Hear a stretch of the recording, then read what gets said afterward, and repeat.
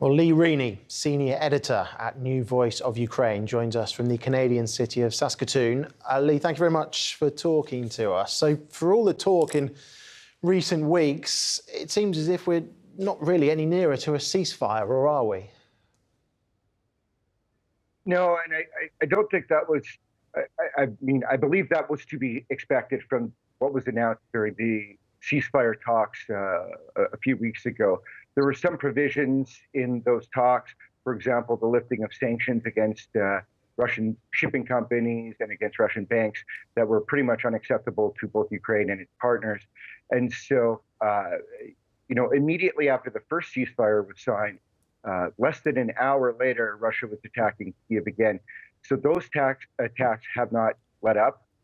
Apparently, they are really upsetting President Trump, and it remains to be seen how long his patience will last. He's not really known for being a patient man, but he has shown a great deal of patience in dealing with Russia.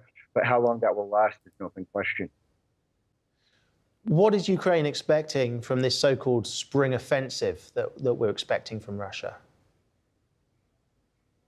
Yeah, so right now what Russia is really looking to do is to push the Ukrainians outside of the Russian Oblast of Kursk.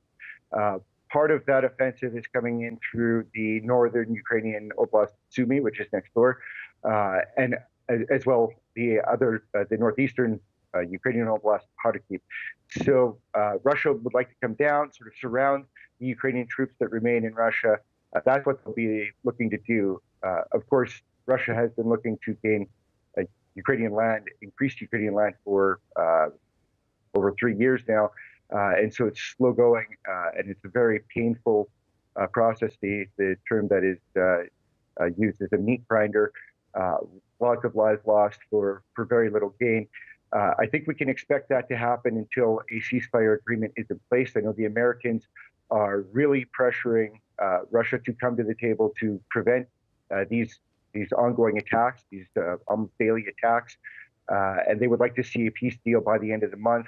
We're hearing that should that not happen, we might see increased sanctions, even tariffs from the Americans on Russia.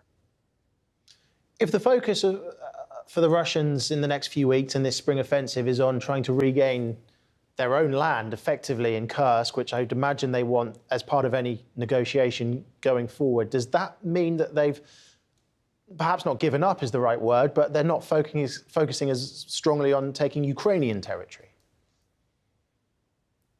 Well, just a few hours ago, the American envoy to the Middle East, Steve Witkoff, met with President Putin for about 4.5 hours in Russia, and apparently he is advocating that that President Trump and the Americans agreed to Russian control over the 4 partially occupied territories in Ukraine.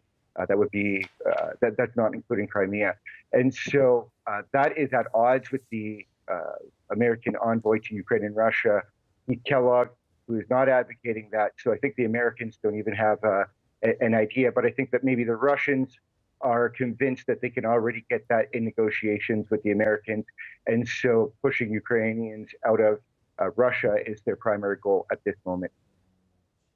Okay. Lee, thank you very much for your insight.